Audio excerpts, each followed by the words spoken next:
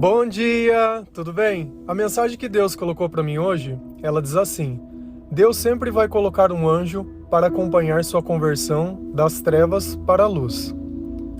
Senhor, tende misericórdia de nós. Perdoa, Pai, todos os nossos pecados. Livra-nos de todo o mal. Nos afasta, Senhor, de tudo aquilo que não vem de Ti. Nós agradecemos, Senhor, por tudo que tem feito, pelo Seu Espírito Santo, pela Sua companhia, pelo alimento, por tudo que é necessário. Nós Te louvamos, nós Te bendizemos, nós Te amamos. Somente Tu, Senhor, é o nosso Deus. O que seria a conversão? A conversão seria o ato de nós pararmos de viver da nossa maneira e começar a confiar e viver da forma que Deus ensina. Se converter é aceitar que Jesus é o nosso Senhor. Se converter é parar de questionar e começar a obedecer. E normalmente nós acabamos nos convertendo no fundo do poço, quando nós não temos mais forças para lutar. É curioso quando Jesus ele diz que toda língua confessará e todo joelho se dobrará. E é justamente essa posição de joelhos dobrados, de cara no chão, de rosto no pó, que quase sempre define o momento em que nós paramos de querer viver da nossa maneira e começamos a seguir da forma que Deus ensina. Você sabe por quê? Porque dentro de tudo aquilo que nós temos vivido de negativo, de ruim, aparentemente, quando a gente toca no nome de Jesus, alguma coisa acontece. Não é um simples pensamento, mas é como se algo viesse nos consolar, algo viesse nos amar, algo muito maior que nós. Algo que sempre existiu, porém nós sempre desprezamos. E esse pensamento de desprezo e de conversão também não é uma coisa que eu inventei. Ele está lá na Bíblia. Se a gente ir lá em Jeremias 35, versículo 15, a palavra do Senhor ela diz assim: Enviei a vocês repetidas vezes todos os meus servos, os profetas, para dizer que cada um de vocês deveria converter-se da sua má conduta, corrigir as suas ações e deixar de seguir outros deuses para lhes prestar-lhes culto. Assim, vocês habitariam na terra que dei a vocês e seus antepassados, mas vocês não me deram atenção nem me obedeceram.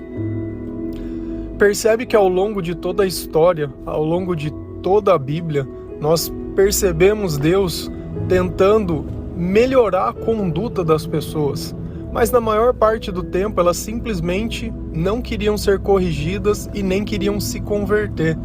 E Deus ali, ele deixa muito bem claro, olha, repetidas vezes mandei pessoas para a sua vida, pessoas para te orientar, pessoas para te conduzir.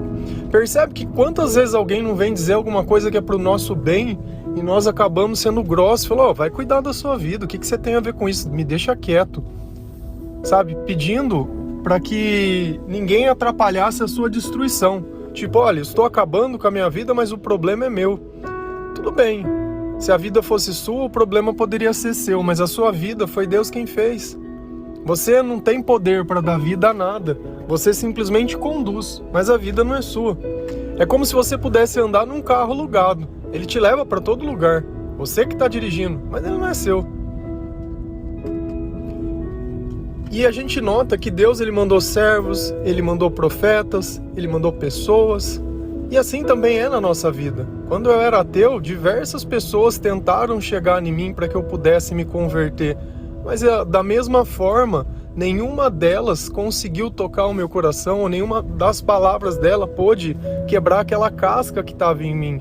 E realmente, se a gente nota, Deus fala assim, olha, eu tinha uma bênção para você, mas você não quis. E ele diz, olha, a terra que eu preparei para você e para os seus antepassados, ela está lá. Vocês que estão escolhendo não entrar nessa terra ou não viver nessa terra. Mas sempre tem alguém que vai conseguir entrar na nossa vida, que ela vai conseguir quebrar todas as barreiras. E o mais importante, ela não está fazendo isso porque ela é melhor do que as outras que vieram. Mas ela está fazendo isso porque ela tinha mais obediência a Deus e a presença do Espírito Santo na vida dessa pessoa, ela era mais constante e mais marcante. E talvez Deus usou dessa pessoa como se ela fosse um anjo para guardar os teus caminhos, para entregar as mensagens a você, assim como o anjo Gabriel fez para Maria, dizendo: olha, bem-aventurada será tu entre todas as mulheres. E foi uma grande mulher, porque ela pariu o nosso Senhor, ela foi a mãe dele, ela cuidou dele. Nós nunca podemos desprezar isso, sabe? Eu sei que muitas vezes a gente entra em questões teológicas, mas o que é fato foi o que ela fez. E o que é feito, tá feito. Não adianta a gente querer diminuir ou, sei lá, ficar discutindo coisas que não fazem o menor sentido. Nós temos que respeitar e aceitar o que está na Bíblia, e isso está na Bíblia. Lá ele diz: olha, bem-aventurado será tu entre todas as mulheres, porque bendito é o ventre do que está em ti. E isso é fato, é fato. Não adianta eu ficar discutindo. Só que a questão toda é que sempre vai ter alguém que logo após você se converter, ou conversão demora um tempo, tá? Enquanto você estiver em transição. Eu gosto dessa palavra transição, mas não é uma palavra que existe na Bíblia, mas ela tem o mesmo significado de se converter, que é mudar de direção. Da mesma forma que você pega uma lagarta e ela vira uma borboleta, nós também saímos desse homem natural, né, desse sono profundo, eterno de vida, e nós despertamos para uma nova vida com Jesus Cristo. E dentro da tua vida, eu tenho certeza que você parar para pensar no momento da tua conversão, no momento de maior dor, quando você parou de questionar o Senhor e começou a buscar os caminhos dele, você vai ver que teve uma pessoa que ela foi fundamental. Essa pessoa, ela esteve com você, essa pessoa, ela brigou com você, essa pessoa, indiferente do que aconteceu, ela estava com você. Quando todo mundo te desprezou, essa pessoa te amou da forma mais profunda. E uma coisa que às vezes a gente precisa entender muito, quando a gente desperta, né, quando a gente começa a transição e a gente sente aquele sentimento de amor, é comum confundir as coisas entre querer amar o anjo, ou é uma gratidão tão grande, ou algo tão grande, que às vezes a gente mistura, achando que aquele amor que a gente sente não é Deus que está ali naquele meio, mas é a pessoa, e não é.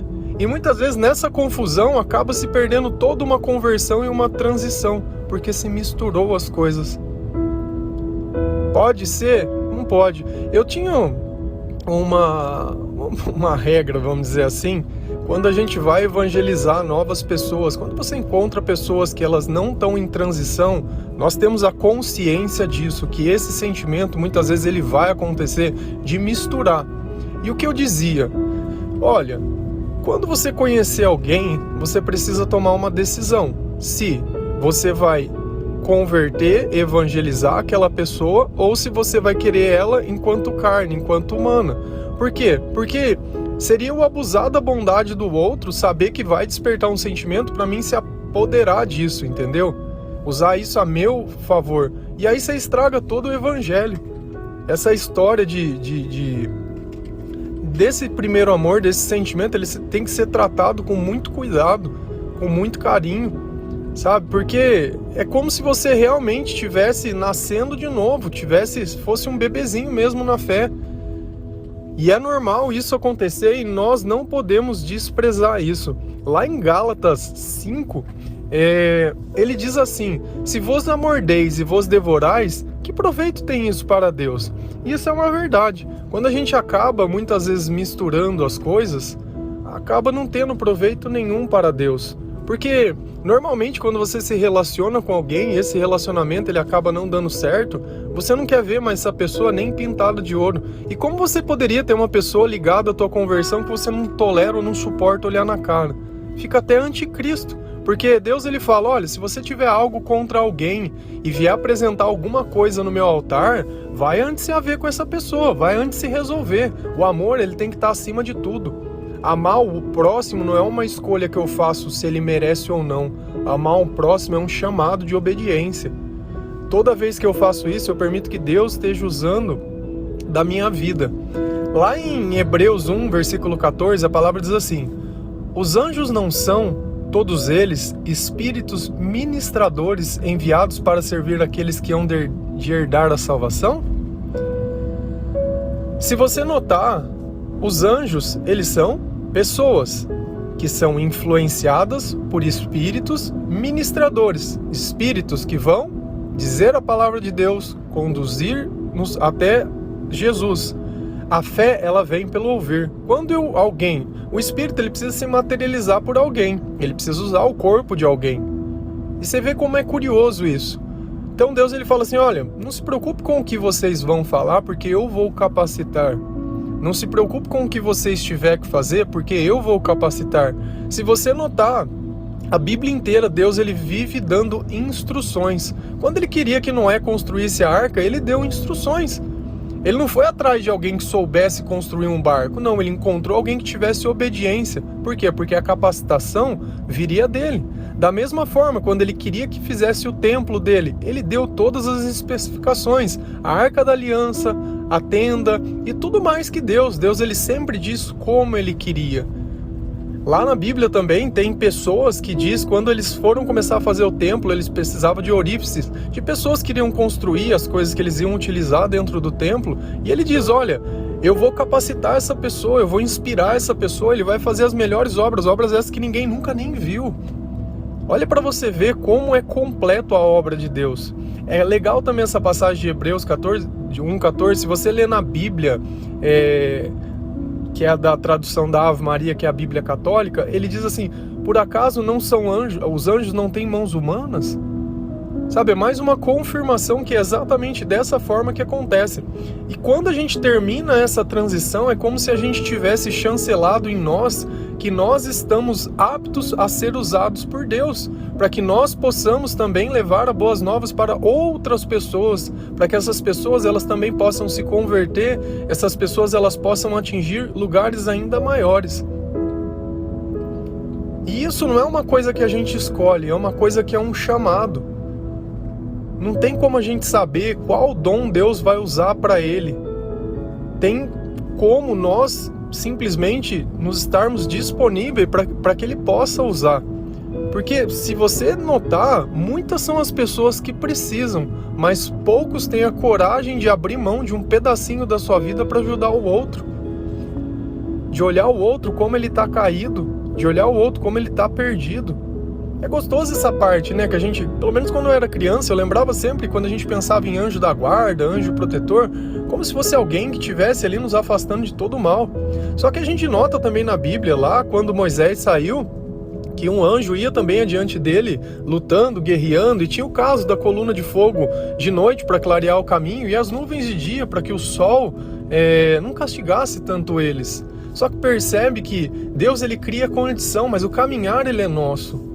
Sabe? Então, quantas vezes Deus não vai criar condição na tua vida, mas você vai ter que caminhar. E esse sair das trevas para a luz é justamente isso, é você saber que a vida é muito mais do que isso que todo mundo prega, que trabalho, que muitas vezes família, que, sei lá, sonhos e relacionamentos e tudo mais. Nós estamos falando de eternidade, nós estamos falando de salvação, nós estamos falando de amor, nós estamos falando de coisas que trazem sentido para a vida, numa vida que hoje em dia parece tão corrida e sem sentido. O tempo tem passado tão rápido, mas tão rápido. E eu não tenho parado para frear ele, para mim poder gastar tempo nas coisas que eu quero levar para a eternidade. O perdão, o amor, a misericórdia, a paz, o reconhecimento. Muitas vezes essa pessoa que te levantou, essa pessoa que foi o seu anjo, talvez ele esteja caído hoje. Essa é a importância de quando eu levanto um, o outro pode me levantar também. Porque na verdade eu não me tornei algo que é para ele. Quando a gente converte em um anjo, ele é mais um dentro de um exército. Todos nós servimos ao mesmo Senhor, todos nós fazemos parte da mesma obra. Diferente das igrejas de hoje em dia, que dependendo da denominação, elas acabam atacando umas às outras, como se fosse um Cristo diferente, fosse um outro Jesus, como se a própria forma, a forma que cada uma conduz a fé, fosse o crivo ou a autorização para que eles começassem a poder se agredir. Diferente de nós somos um exército para Deus, um exército feito de obediência, de amor, que não estamos ligados a dinheiro e não defendemos uma causa, a não ser o nome de Jesus. O nome de Jesus. A gente sabe que tudo que acontece nunca é por sorte, sempre é por Deus. Nós não acreditamos no acaso, nós acreditamos em Jesus. Nós acreditamos que tem um Deus que está trabalhando, um Deus que é de amor, um Deus que nos ama, um Deus que nos guia, um Deus que ainda que a gente ande num vale escuro, Ele vai lá nos tirar. E essa vida de trevas é uma vida que nós escolhemos, não é a vida que Deus escolheu. Amém? Que o Senhor possa tocar o seu coração, tocar a sua vida, o seu caminho, o seu destino. Deus te ama. Os seus pecados nunca vão ser maiores. Deus, Ele, por mais que nós somos ingratos, Ele nunca vai ficar remoendo, nem revivendo, nem relembrando. Deus, Ele não é orgulhoso. Deus, Ele tolera erro. Por quê? Porque Ele sabe que amar vale muito mais que qualquer orgulho, que amar vale muito mais que qualquer coisa. O amor está acima de tudo. E essa vida, ela só tem sentido se vivida com amor. Que Deus toque a casa de cada um de nós, proteja os nossos familiares, que nós possamos reconhecer os anjos que participaram da nossa conversão, transição, ou que estão nele ainda, que estão nos ajudando, que estão nos conduzindo. Logo será você que vai fazer esse papel. Glorificado seja o Senhor. Glorificado. Amém? Um bom dia.